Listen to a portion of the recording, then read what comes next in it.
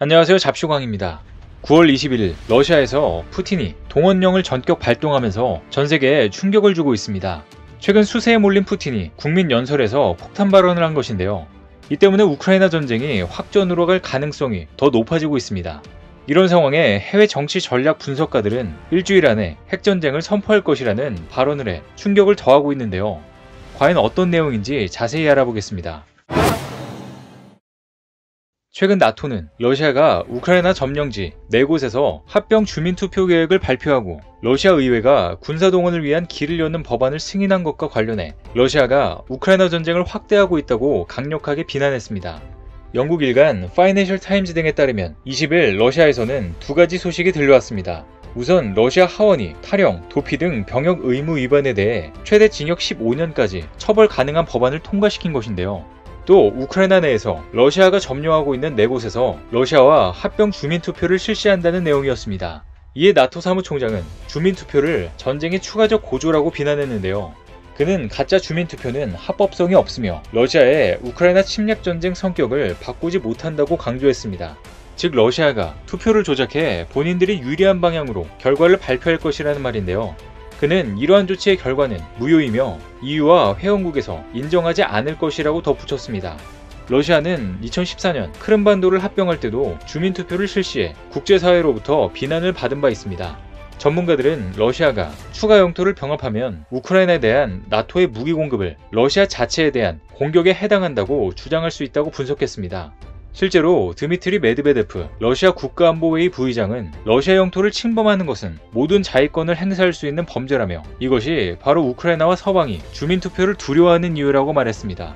러시아 의회가 이날 통과시킨 병합법도 탈영과 기타 행위를 계엄령, 무력충돌 또는 동원기간 동안 범죄로 규정합니다. 러시아는 지금까지 7개월에 걸친 우크라이나 침공을 전쟁이 아니라 특별 군사작전으로 규정하고 있습니다. 공식적으로 징집군을 배치하거나 전쟁을 위해 더 많은 자국민을 동원하지 않고 계약 군인과 용병을 사용했는데요. 그런데 새로운 법안은 당국이 명백한 선전포고 이유가 아니라 전시 또는 동원 기간 동안 탈영과 같은 행위를 처벌하는 것을 가능하게 했습니다. 징병을 회피하고 탈영하면 최대 15년까지 징역형을 받게 되는 것인데요. 이 때문에 러시아에선 현재 우크라이나 침공을 특별 군사작전이 아니라 전쟁이라고 부르고 있으며 대대적으로 병력을 동원할 수 있을 것이란 관측도 나왔습니다. 그런데 예상대로 곧바로 푸틴은 현지 시간 21일 우크라이나 전쟁과 관련해 군 동원령을 발동하면서 전 세계에 충격을 주고 있습니다.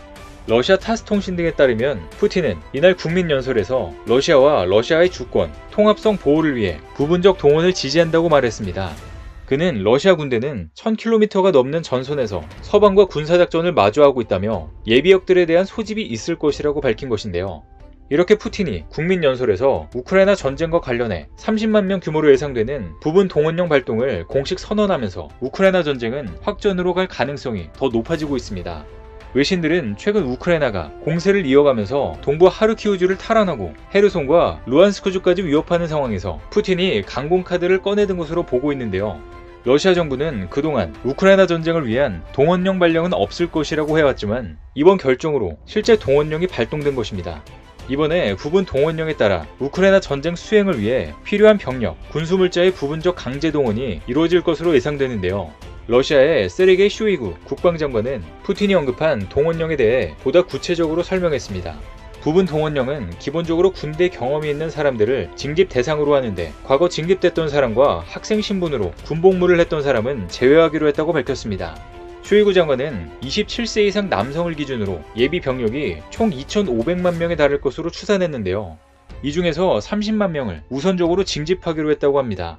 징집된 병력은 전선에 배치되기 전에 사전 교육을 받게 된다고 설명했는데요.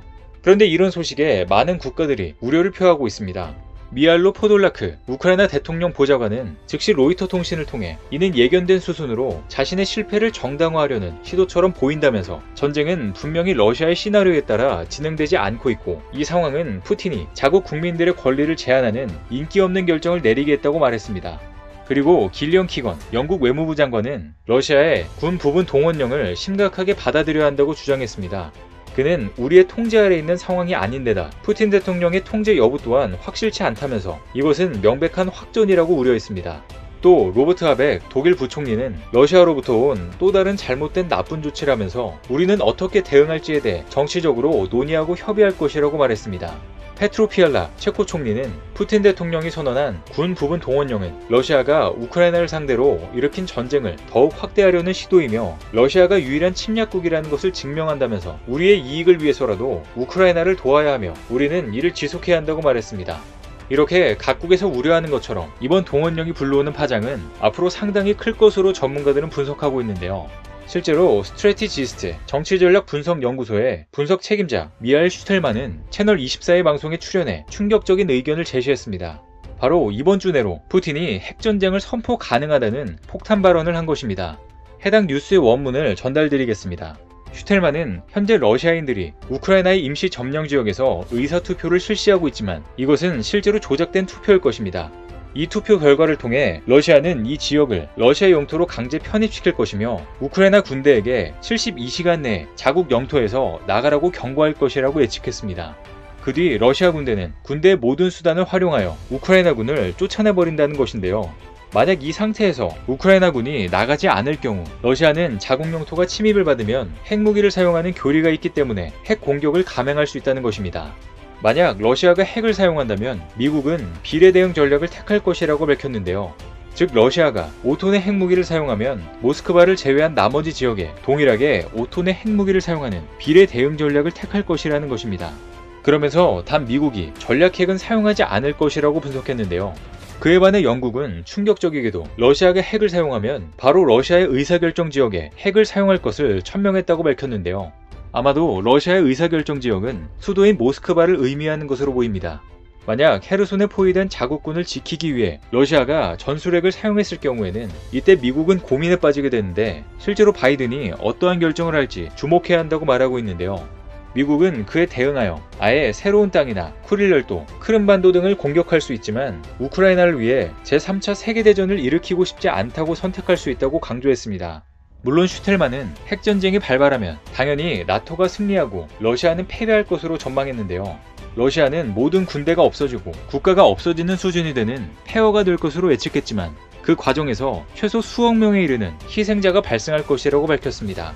그래서 가장 중요한 것은 미국의 결정이라고 밝혔는데요. 즉 헤르손에 핵이 떨어졌을 때 바이든은 이에 대응하여 핵을 쏠 가능성도 있고 아닐 수도 있기 때문에 이는 매우 복잡한 문제에 놓여있다고 설명했습니다. 결국 푸틴은 본인이 핵을 쏘더라도 미국이 핵으로 대응하지 않기만을 간절히 바라고 있으며 그것이 푸틴의 마지막 희망이라고 분석했습니다. 어쨌든 미국 입장에서도 나토 국가가 아닌 우크라이나가 핵 공격을 받았다고 해서 러시아에 바로 핵을 쏜다는 것은 미국 입장에서도 어렵다는 의견도 제기됩니다. 최근 바이든도 인터뷰에서 최근 우크라이나가 전장에서 반격에 성공하면서 궁지에 몰린 푸틴이 화학무기나 전술핵 사용을 고려한다면 뭐라고 하겠냐는 질문에 이같이 언급했습니다.